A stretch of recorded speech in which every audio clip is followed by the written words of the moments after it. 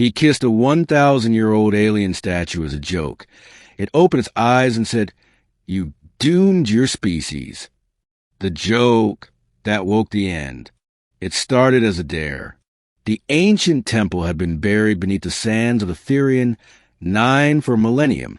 Most scientists said the carvings were just ceremonial, symbols of a long-dead civilization, nothing more than beautifully preserved history. But to Dax, it was the perfect place for a laugh. "Go on, lover boy," his friend Kai teased, camera already rolling. One kiss, right on the lips.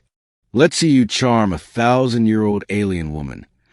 The statue stood tall and regal, made of black stone, in the shape of a woman with elongated features, wings folded behind her, and closed eyes carved with haunting serenity.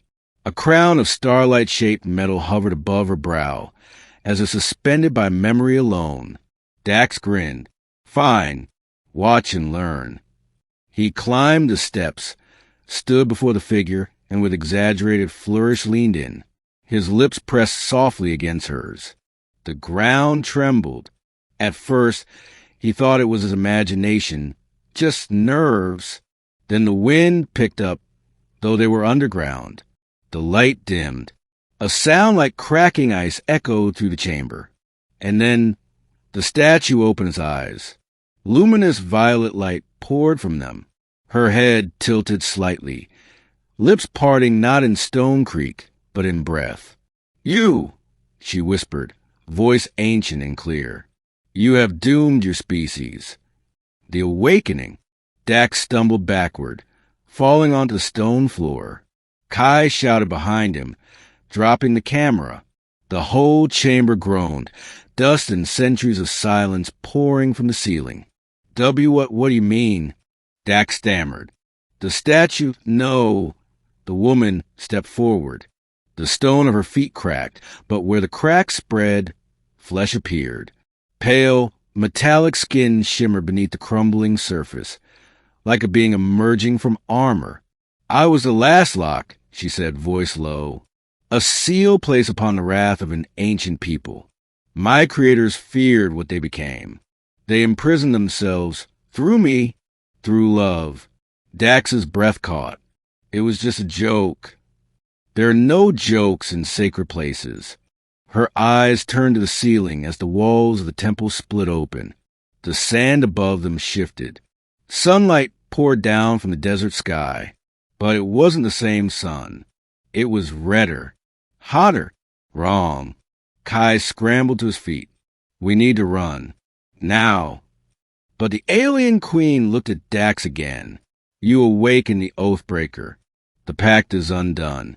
The ancient codes have been triggered. A message has already gone out." "To who?" Dax asked, voice cracking. "To the rest of them." "What lies beyond?" In orbit, Earth scanners picked up signals. Unknown. Not human. Not from any known faction. The frequencies were not just transmissions. They were calls. Calls to weapons long thought extinct. In the excavation tent, the scientists were already panicking. Ships launched. Alarms blared across the colony. Dax was silent. He hadn't meant to wake anything. He was just messing around. A stupid kiss on a stone face. But now the stars were waking. The queen sat upon the throne in the temple, her stone body now fully gone. She was taller than any human, radiant, terrifying. What happens now?" he asked her quietly. She gazed at him, with a gaze not cruel, but burdened. "They will come, my people, your people, those who remember the War of the Stars. The old ones. You have undone the final lock.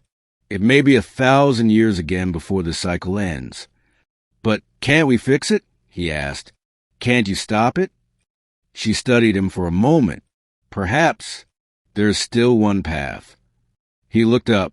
"Join me," she said. One human heart began the unraveling.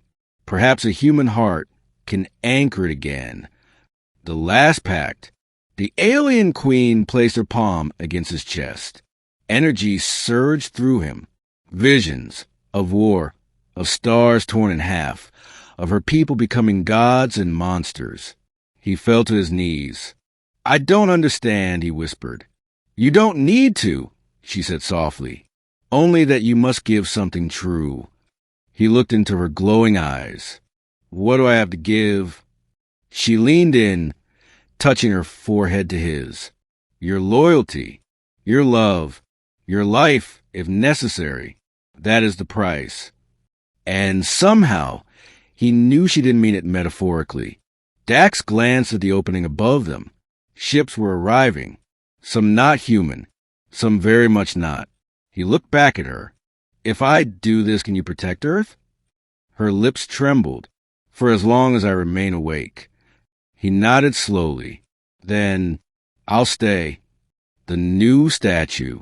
When a research team returned later, the Queen was seated once more on her throne, eyes closed again.